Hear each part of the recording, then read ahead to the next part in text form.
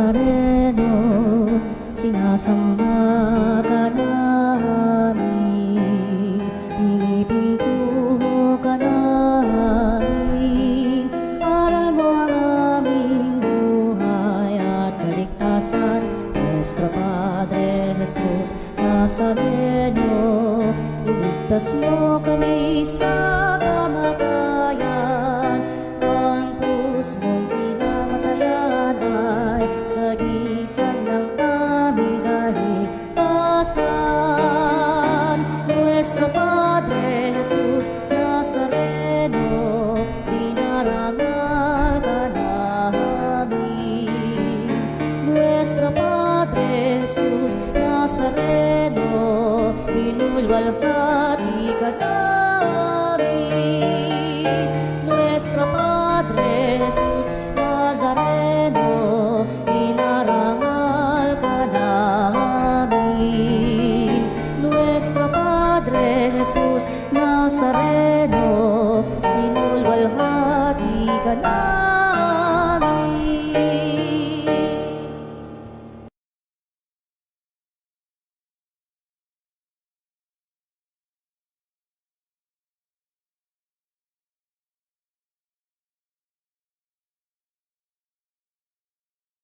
Inoong butihin, ialay mga awitin sa piging na handog niya sa atin. Ialay mga awitin sa piging na handog niya sa atin.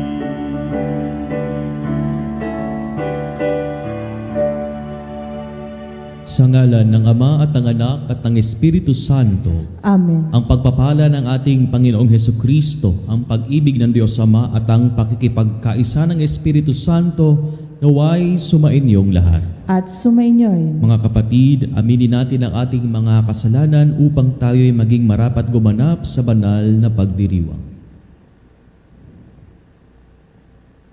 Inaamin ko Sa makapangyarihang Diyos at sa inyo mga kapatid, na lubha akong nagkasala sa isip, sa salita at sa gawa at sa aking pagkukulang. Kaya isinasamo ko sa mahal na Birheng Maria, sa lahat ng mga anghel at mga banal, at sa inyo mga kapatid, na ako'y ipanalangin sa Panginoong ating Diyos.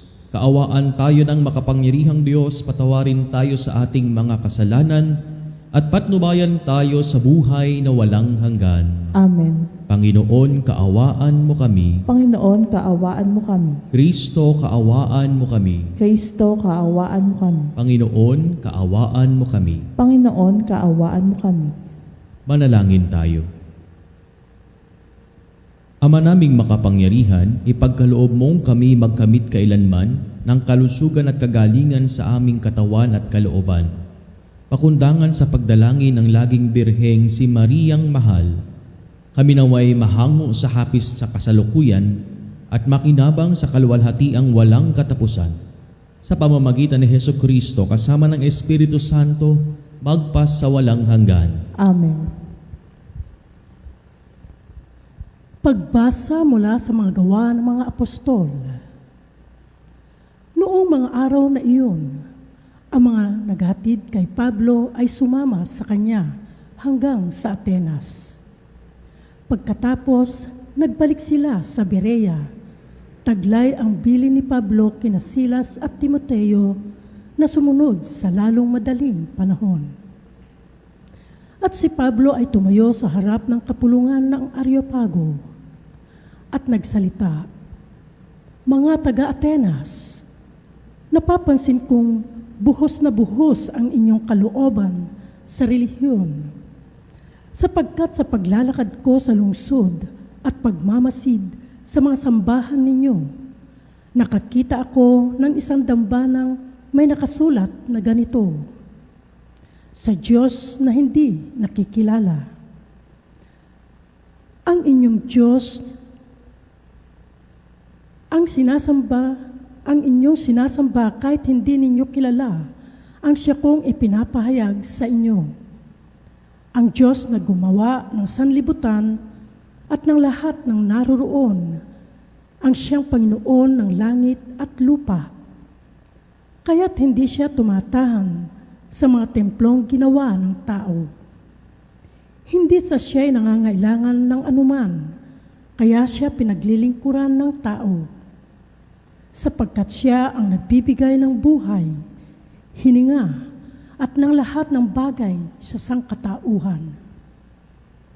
Mula sa isa'y nilikha niya ang lahat ng lahi sa balat ng lupa. Itinakda niya ang kanya-kanyang panahon at hangganan. Ginawa niya ito upang hanapin nila ang Diyos. Baka sakaling sa kanilang pag-aapuhap ay matagpuan siya. Ang totoo, hindi naman siya malayo sa bawat isa sa atin, sapagkat hawak niya ang ating buhay, pagkilos at pagkatao. Tulad ng sinabi ng ilan sa inyong mga makata, tayo nga'y mga anak niya. Yamang tayo'y mga anak ng Diyos, huwag nating akalain na siya ay tulad ng larawang ginto, pilak o bato na pawang likha ng isip at kamay ng tao. Mahabang panahong di pinansin ng Diyos ang di pagkakilala sa kanya ng tao. Ngunit ngayoy, iniuutos niya na magsisisilat talikdan ang kanilang masamang pamumuhay. Sapagkat itinakdanan niya ang araw ng paghuhukom sa sanlibutan, at ito'y buong katarungan niyang gagawin sa pamamagitan ng kanyang hinirang. Pinatunayan niya ito sa lahat nang buhayin niyang muli ang taong iyon. Nang marinig nila ang sinabi ni Pablo tungkol sa muling pagkabuhay, tinuya siya ng ilan, ngunit sinabi naman ng iba, ibig namin kayong mapakinggang uli tungkol dito. At umalis doon si Pablo. May ilang sumama sa kanya at sumampalataya sa Diyos. Kabilang dito si Dionisio na isa sa mga bumubuo ng kapulungan ng Areopago. May sumama ring babaeng nagngangalang Damaris at mga iba pa. Pagkatapos, umalis si Pablo sa Atenas at nagtungo sa Korinto. Ang salita ng Diyos. Salamat sa Diyos. Ang kadakilaan ng Diyos sa lupa't langit ay lubos. Ang kadakilaan ng Diyos sa lupa't langit ay lubos. Purihin ang Diyos nitong kalangitan. Kayo sa itaas, siya'y papurihan. Ang lahat ng anghel magpurit magdiwang, kasama ang hukbo, roong karamihan.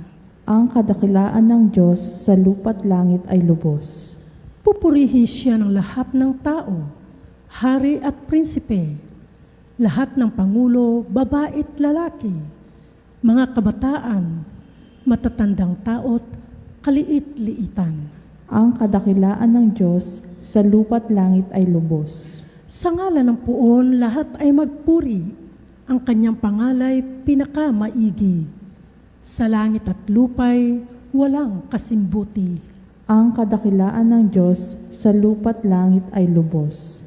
Siyang nagpalakas sa sariling bansa, kaya pinupuri ng piniling madla. Ang bayang Israel, mahal niyang lubha. Ang kadakilaan ng Diyos sa lupa't langit ay lubos.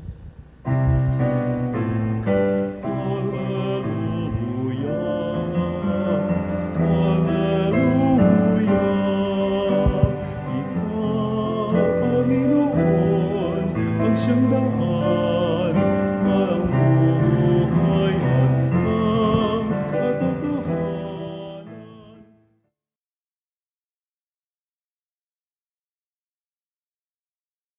Sumainyo ang Panginoon. At sumainyo Ang mabuting balita ng Panginoon ayon kay San Juan.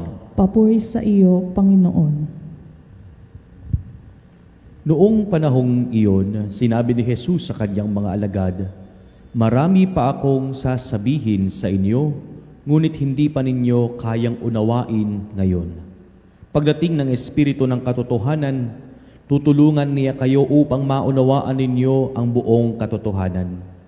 Sapagkat magsasalita siya, hindi sa ganang kanyang sarili. Sasabihin niya sa inyo ang kanyang narinig at ipapahayag ang mga bagay na darating. Pararangalan niya ako, sapagkat sa akin magmumula ang ipapahayag niya sa inyo. Ang lahat ng sa Ama ay akin. Kaya ko sinabing sa akin magmumula ang ipapahayag niya sa inyo. Ang mabuting balita ng Panginoon. Pinupuri ka namin, Panginoong Heso Kristo. Mga kapanalig, isang pinagpalang umaga po sa ating lahat. Na-experience nyo na po bang sumakit ang inyong ulo dahil po sa internet o wifi signal na meron kayong gustong hanapin sa internet o kaya may gusto kayong i-upload sa inyong social media o kaya may gusto lamang kayong tingnan sa internet pero ang nakikita nyo lang sa inyong cellphone ay yung paikot-ikot na loading. Di ba nakaka-high blood? Nagmamadali ka na. Gusto mo na makita yung mga bagong chismis sa Facebook o kaya sa Instagram o sa TikTok. Pero dahil mahina ang signal, parang nakakawalang gana. Minsan mga kapatid ko kay Kristo, gusto kasi natin yung instant palagi. Instant na sagot sa ating mga katanungan, instant na sagot sa ating panalangin, minsan pati sa Diyos, gusto natin maging instant din sa ating mga prayers. Gusto nating masagot agad yung ating mga bakit, yung ating mga tanong. Bakit ako nahihirapan? Ano ba talaga ang plano mo sa akin o Panginoon? Bakit parang hindi dumarating ang hinihintay ko? Ngunit sa Ebanghelyo po natin ngayong araw, parang sinasabi ni Jesus na ang ating pananampalataya ay hindi po parang 5G na parang dapat ay laging mabilis. Minsan ang Diyos mismo ang nagpapatakbo ng loading icon sa buhay natin. Hindi dahil mahina ang signal ng Diyos, kundi dahil hindi pa natin kayang makita o i-download ang buong katotohanan. Sabi po ni Jesus sa kanyang mga alagad, marami pa akong sasabihin sa inyo, ngunit hindi ninyo pa kayang dalhin ngayon. Alam ni Jesus ang ating limitasyon. Alam ng Panginoon ang kaya nating dalhin. Parang isang magulang, hindi naman sinasabi ng nanay o ng tatay sa kanyang maliit na bata o anak ang problema ng pamilya, yung bigat ng pagbabudget o kaya naman ay yung bigat ng pagtatrabaho. Hindi dahil ayaw malaman ng magulang ng bata kung ano yung hirap na iyon, kundi dahil alam ng magulang na hindi pa kayang unawain ng bata ang isipin o kaya bigat ng suliranin. Ganyan din po ang pagmamahal sa atin ng Diyos. Hinay-hinay lang. Hindi niya ibinibigay ang buong bigat ng bukas dahil sapat na ang biyaya niya sa atin sa araw na ito. Isipin po natin, kung ipinakita ba agad sa atin ng Diyos noong tayo'y mga bata pa ang lahat ng hirap, lahat ng pagod at sakripisyong dadaanan natin bago tayo makarating sa ating kinalalagyan ngayon, siguro hindi na tayo hahakbang, hindi na tayo magpo-progress kasi sasabihin natin, ayoko nang mabuhay pa. Pinoprotektahan tayo ni Jesus sa pamamagitan ng paglalantad ng katotohanan ng paunti-unti ayon sa ating kakahandaan. Dahil hindi pa natin kayang dalhin ang lahat ng ating mga pasanin o kaya ang katotohanan, nangako naman po ang ating Panginoong Jesucristo na siya'y magpapadala ng isang gabay. Iyon ay ang Espiritu ng katotohanan. Napakahalaga po sa atin ang mayroong kasama sa ating paglalakbay. Ayaw nating tayo ay nag-iisa sa ating buhay, lalo na sa madilim na daan. Ang Espiritu Santo, ang ating banal na kasama, Siya ang magpapadala magpapaalala sa atin ng mga turo ni Jesus sa gitna ng ingay at gulo ng mundo. Siya ang interpreter ng ating buhay. Minsan, may mababasa po tayong talata sa Biblia na dati na nating alam, pero bigla na lamang sa isang partikular na pagkakataon, habang tayo ay nalulungkot o naguguluhan, ay biglang tatalab ito sa ating puso. Yan po ang trabaho ng Espiritu Santo. Binibigyan niya ng saysay ang katotohanan ni Kristo na sa paraang maiintindihan natin sa ating kasalukuyang kalagayan. Hindi niya tayo binibigyan ng bagong doktrina. Binibigyan niya tayo ng bagong mata para makita ang Diyos sa gitna ng ating traffic, sa gitna ng ating trabaho, at sa loob ng ating tahanan. Mga kapatid, dito po sa Veritas, hinahanap natin palagi ang katotohanan. Ngunit tandaan natin, ang katotohanan ay hindi isang tropeyo o isang reward na napapanalunan natin. Ito ay isang relasyon na lumalalim habang lumilipas ang panahon. Huwag ka pong mapipressure kung hanggang ngayon ay marami pa tayong tanong na wala pang sagot. Huwag din po tayong mag-aalala kung para bagang loading pa rin ang malinaw na direksyon ng ating karir o ng ating pamilya. Ang mahalaga ay hindi ang bilis ng pag-uunawa, kundi ang katapatan sa paglalakad kasama ng Panginoon. Ito po ang hamon sa atin ngayon ng ating pagbasa. Kung tayo po ay nakararamdam ng kabigatan o kaguluhan, huminga ng malalim at sabihin, Panginoon, naniniwala akong alam mo ang kaya kong dalhin. Ipakita mo lamang po sa akin ang susunod na isang hakbang. Hindi kailangang makita ang buong hagdan para makapanhik, kaya yung iba nadadapa. Ang kailangan lang natin ay ang tiwala sa bawat baitang dahil may kamay ang Diyos na nakaagapay at handang umalalay sa atin. At nandiyan ang Espiritu ng katotohanan para tayo ay ilawan sa ating daan. Amen.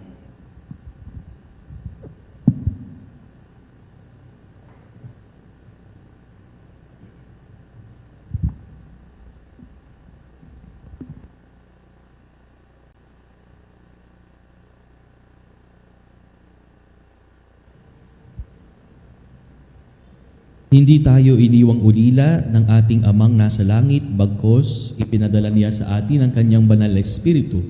Sambitin natin ang ating sama-samang panalangin sa kapangyarihan ng Espiritu ng katotohanan. Ang atin pong itutugon, akayin nawa kami ng iyong Espiritu ng katotohanan, O Panginoon. Akayin nawa kami ng iyong Espiritu ng katotohanan, O Panginoon.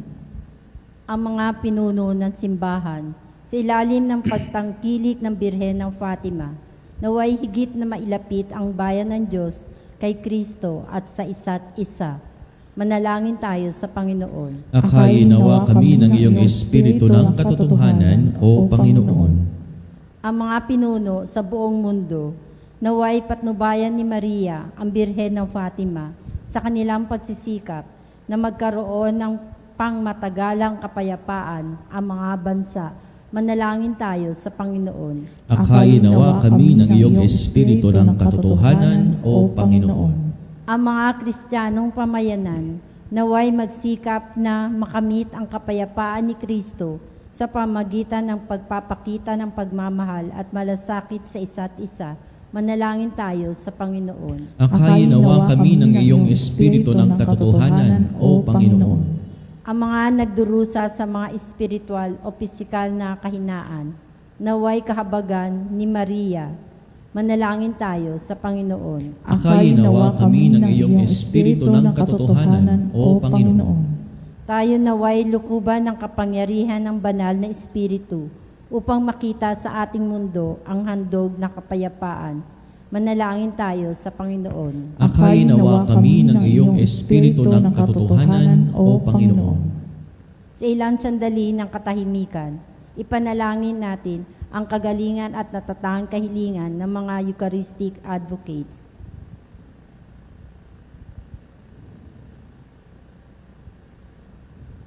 Manalangin tayo sa Panginoon. Akayin nawa kami ng iyong espiritu ng katotohanan, O Panginoon.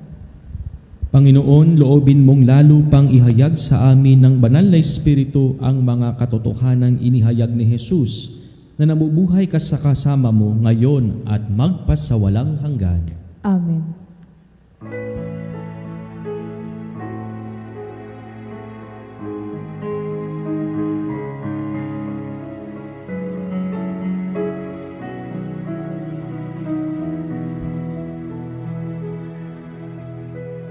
Aming hatid, alay na ito, ang tinapay na nagmula sa pagpapala mo,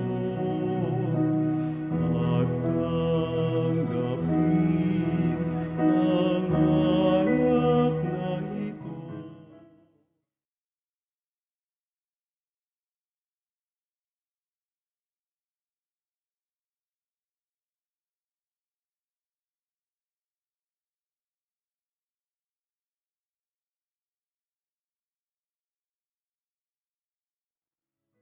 Munting alay mula sa amin, buong puso namin hihintayin pagpapala na aming hiling.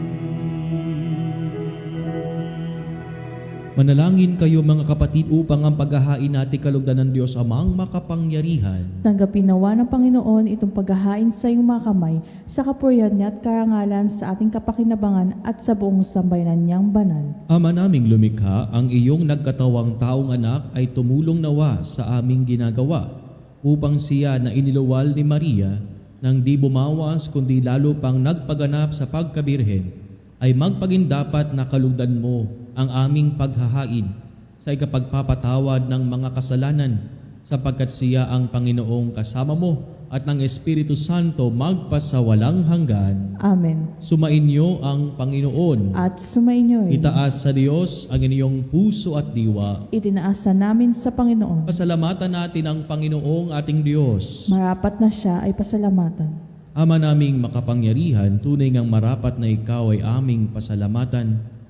Ngayong ipinagdiriwang ang pag-alala sa mahal na Birheng Maria, ang Birhen ng Fatima. Bukod mong pinagpala ang sa babaeng lahat, ang mahal na Birheng totoong mapalad, na iyong piniling maging ina ng iyong anak. Nung isugo mo siya bilang aming Mesiyas, sa kapangyarihan ng Espiritong Banal, ang Birheng Maria ay naging inang tunay ng iyong anak na kanyang isinilang bilang liwanag nitong sanlibutan. Kaya kaisa ng mga anghel na nagsisiawit ng papuri sa iyo, nang walang humpay sa kalangitan, kami nagbubunyi sa iyong kadakilaan. Santo, Santo, Santo, Diyos na makapangyarihan.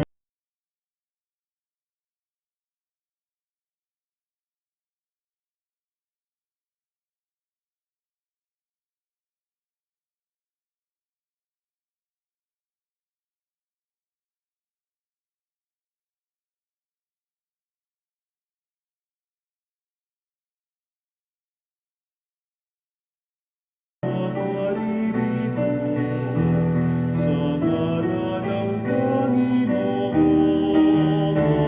Hosana, Hosana sa kaitaasan, sa kaitaasan.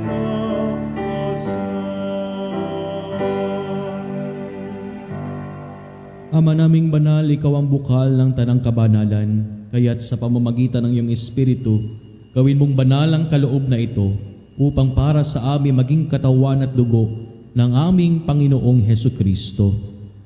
Bago niya pinagtiis ang kusang loob na maging handog, hinawakan niya ang tinapay, pinasalamatan kaniya, pinaghati-hati niya iyon, iniabot sa kanyang mga alagad at sinabi, Tanggapin ninyong lahat ito at kanin.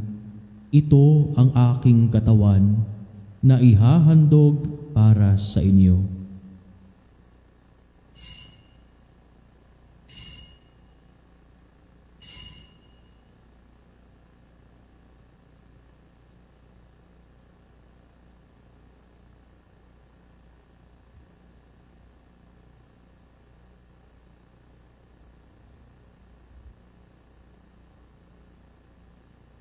Gayon din naman noong matapos ang hapunan, hinawakan niya ang kalis.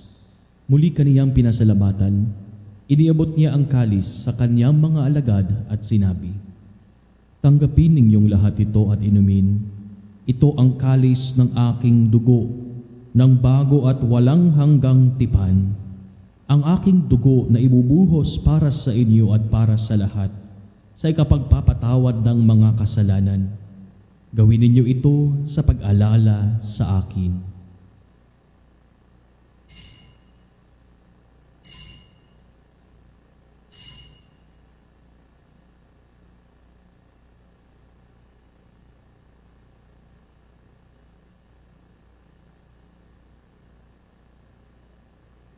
Ipagbunyi natin ang misteryo ng pananampalataya. Sa krus mo at pagkabuhay, kami nagtubos.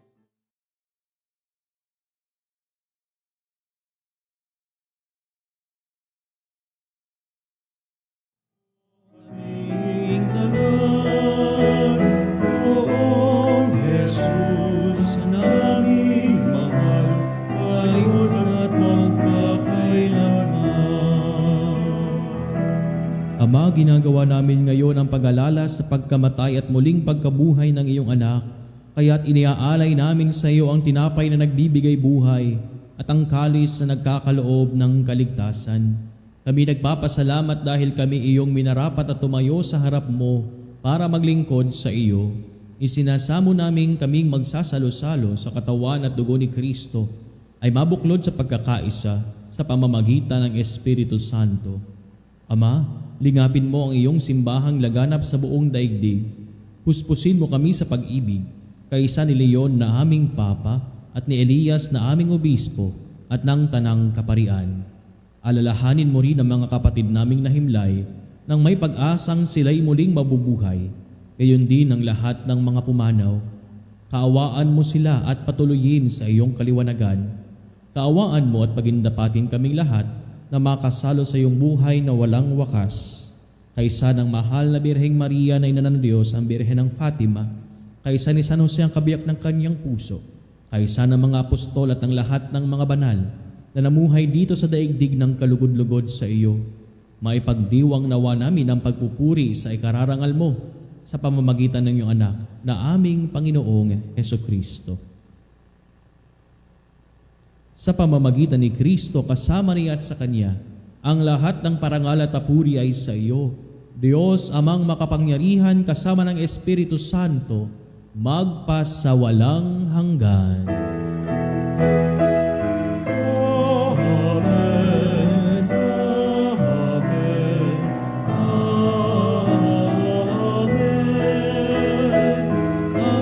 Amen, Amen, Amen.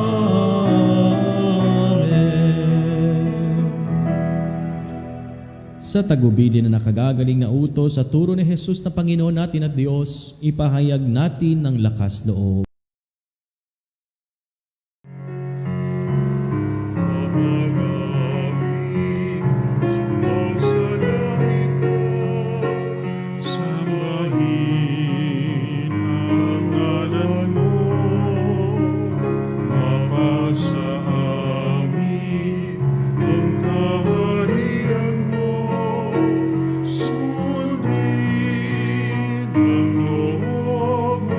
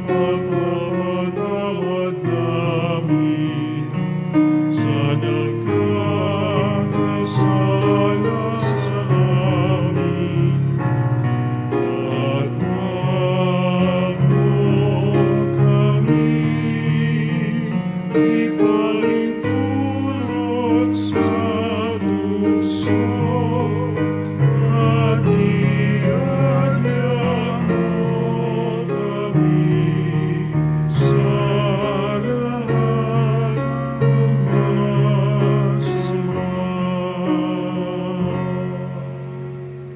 Hinihiling namin kami iadya sa lahat ng masama, pagkalooban ng kapayapaan araw-araw, iligtas sa kasalanan at ilayo sa lahat ng kapahamakan.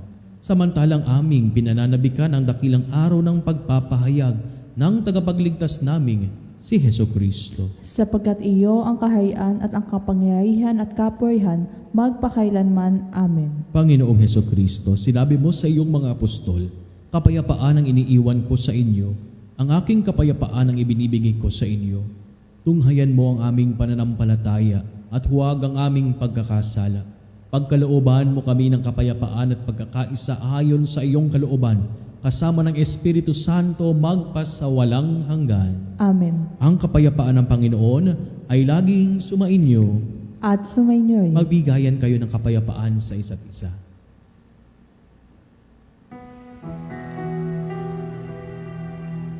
Kordero ng Diyos na nag-aalis ng mga kasalanan ng sanlibutan, maawa ka sa amin. Kordero ng Diyos na nag-aalis ng mga kasalanan ng sanlibutan, maawa ka sa amin. Kordero ng Diyos na nag-aalis ng mga kasalanan ng sanlibutan, ipagkaloob mo sa amin ang kapayapaan. Ito ang kordero ng Diyos. Ito ang nag-aalis ng mga kasalanan ng sanlibutan. Mapalad ang mga inaanyayahan sa kanyang banal na piging. Panginoon, hindi ako karapat-dapat na magpatuloy sa iyo, ngunit sa isang salita mo lamang ay gagaling na ako.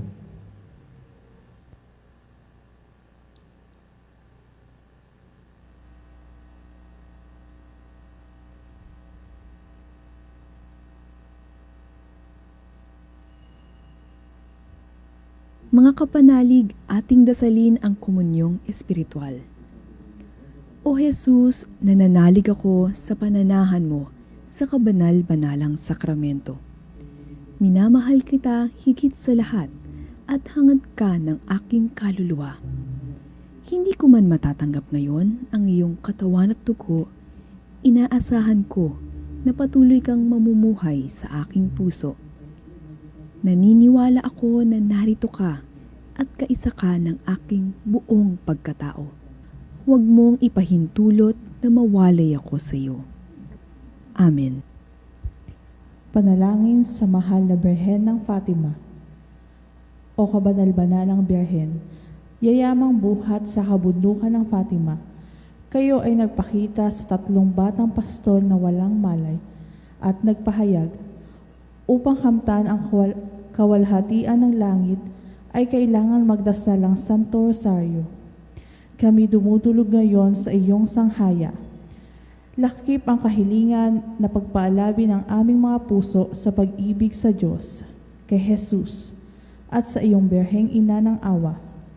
Gayon din sa pamamagitan ninyo, kami bigyan ng Diyos ng lakas na mailalaban sa dilang tukso at kasamaan sa mundong ito ng dusa at hinagpis. Tigas ng loob upang wag suminsay sa katuwiran. Matibay na panata upang matutong magtiis ng lahat ng hirap kung kailangan. Sa hangad na wag madungisan ang aming karangalan at sa ganitong paraan ay magkaroon ng katarungan at kapayapaan na dapat maghari sa buong daigdig. Naway lumaganap sa mahabang panahon ang mga banal na aral ni Jesucristong Panginoon namin. Amen. Mahal na Birhen ng Fatima, ipanalangin mo kami.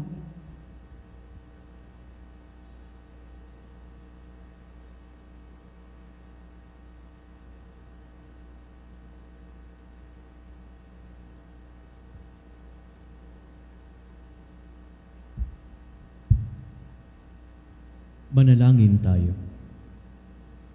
Ama naming mapagmahal, sa pagsasalo namin sa banal na pakikinabang, ang iyong kagandahang loob ay aming hinihiling, upang ang pagpaparangal namin sa mahal na Birhen ng Fatima at pagtulad namin sa Kanya ay magpagindapat na aming paglingkuran ang pagganap sa kalooban mong kaligtasan sa pamamagitan ni Hesukristo kasama ng Espiritu Santo magpasawalang hanggan. Amen. Panalangin para sa lahat ng may karamdaman. Panginoon naming Diyos, Ikaw ang dakilang manggagamot at tagapagpagaling. Sa oras na ito, itinataas namin sa iyo ang lahat ng mga may sakit, physical man, emotional man o spiritual. Hipuin mo po sila ng iyong mapaghimalang kamay at pagalingin ayon sa iyong banal na kalooban.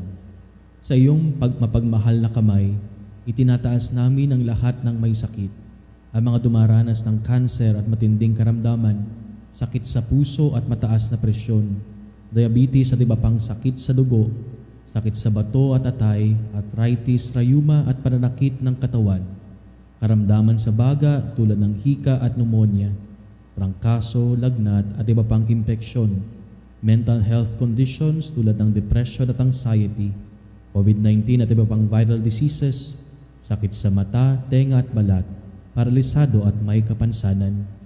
Hipuin mo sila, O Diyos, at pagalingin ayon sa iyong kalooban. Bigyan mo sila ng lakas ng loob, pag-asa at kapayapaan sa kanilang laban. Gamitin mo ang mga doktor, gamot at iba pang paraang bilang daluyan ng iyong kagalingan. Gayon din ang lahat na napapagal upang sila'y gumaling. Bigyan mo po sila ng lakas upang kayanin ang anumang sakit sa kanilang karamdaman. Ipagkaloob mo sa kanila ang kapakaginhawaan sa kabila ng kanilang paghihirap. Pagpalain mo rin po ang kanilang pamilya at mahal sa buhay na nag-aalaga sa kanila. Naway huwag silang mawala ng pag-asa, kundi patuloy na magtiwala sa iyong pagmamahal at habag. Sa lahat ng mga may mabigat na dinadala, ipaalala mo sa kanila na hindi sila nag-iisa. Kasama kanila sa bawat sandali ng kanilang laban. Tulungan mo rin kaming maging instrumento ng iyong pagmamahal sa pamamagitan ng pagbibigay ng pag-aalaga at suporta sa aming mga kapwa. Hinihiling namin ito sa pamamagitan ni Hesukristo kasama ng Espiritu Santo magpasawalang hanggan. Amen. Nuestra Señora de la Salud, Ina ng Kalusugan, Ipanalangin mo kami. Sumainyo ang Panginoon At sumainyo at pagpalain kayong lahat ng makapangyarihang Diyos, Ama at Anak at Espiritu Santo. Amen. Naialay na ang banal na misa, humayo kayong taglay ang kapayapaan at pag-ibig ni Kristo. Salamat sa Diyos.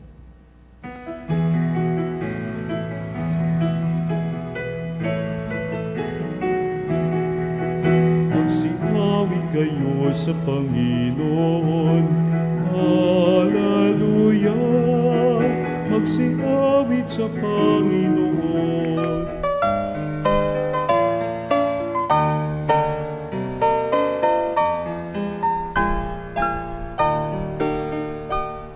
Nuestro Padre Jesús Nazareno, sinasamba ka namin, pinipintuho ka namin, aral mo ang aming buhay at kaligtasan.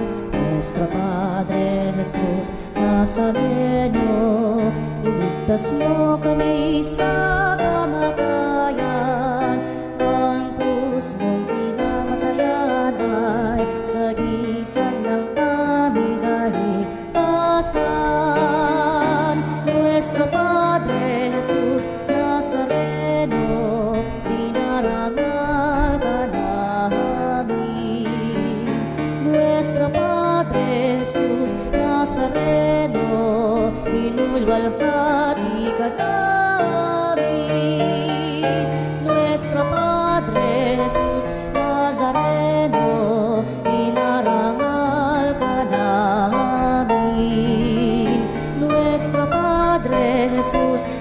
Nazareno,